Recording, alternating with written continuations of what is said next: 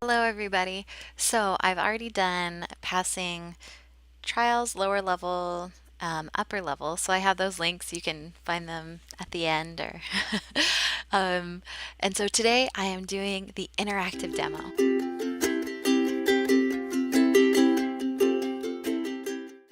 because as I've watched some of these, I've noticed a few things. And so these are my tips to help you. So if you want to get the interactive level 2 badge and you are already a teacher of a VIP kid, these are my tips for you. So first off, let's just go through general demo good practices really quick. Of course, environment. Good connection, good sound, good technology, good background, good lighting, all of that. Make sure you're professional, attentive to the student, patient, all of those great things. So make sure that you're doing all of those. Next, this is level 2, so that means they are a low level. So you can't have lots of incidental language. You can't be putting in those extra words because the student doesn't really get them and it can be confusing. So make sure you are keeping your instruction concise, like 3 to 5 words. So that means don't say like, can you circle or can you say your name or all the extra words because the student usually repeats them. So just keep it to circle, draw a line, and things like that. So that is keeping it concise and make sure that the student can see your TPR as you are giving your instruction, all of that good stuff.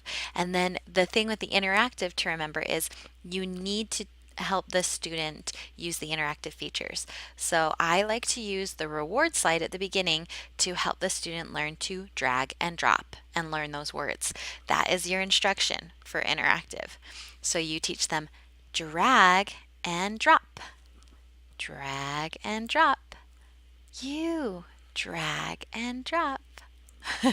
And have them practice with the reward. And so you can check to make sure that they understand and you're using that phrase. So then every time you use it later, drag and drop, they have learned the TPR and the words associated with it.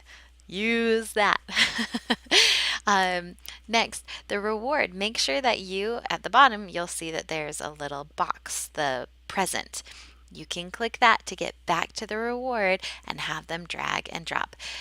Um, and so the reward is provided for you, which is really nice, and it is topical. You can have another reward if you want, um, but the nice thing about using the reward that they have is that you're showing them that you can use the interactive features and you know how to jump back and use that and things like that. So I would recommend using that, but I mean, up to you on that. Also, great place for extension. So, extension in the lower levels is hard. So, one of the ways you can do that is by teaching new words that are tied to the lesson.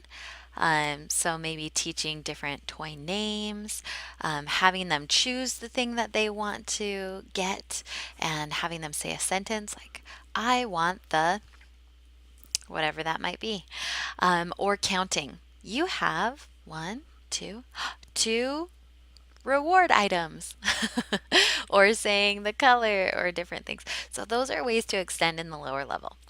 Next, please use props. Please, please, please. It helps students be so much more engaged. And so find ways to use that and also use educational TPR. So, I mean, if you're talking about a panda, however you want to do a panda or whatever. So please use educational TPR, especially when teaching new content. It really helps the student connect and be kinesthetically involved and be interested in and remember what you're learning. So make sure whatever that new content is. And when you're teaching that new content, have them repeat it at least 2 times. So the words in isolation or the sounds in isolations or the target sentence, have them be repeating these things a couple times, making sure that they know them. So please, please, please don't forget the repetition. And this falls into modeling. Please do good modeling. So starting with I do, you say it, you have the student repeat it, and you can do it together.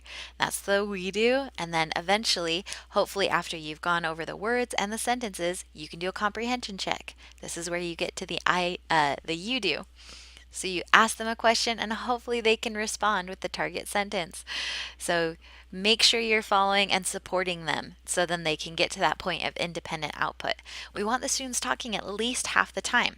But even if they're repeating, if you're having a dialogue, you say something, they say something. That is half. So you get them to talk with you. Um, Next, please make sure, oh, that your speech. Do not talk too quickly. We talked about incidental language, but we didn't talk about the speed yet. So make sure that you are talking slow enough for these students. And it feels awkward, especially if you've only taught upper level.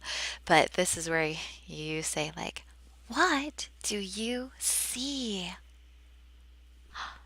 And please make sure that you are giving the student the chance to understand and to respond. Now, I think these are all my tips for interactive.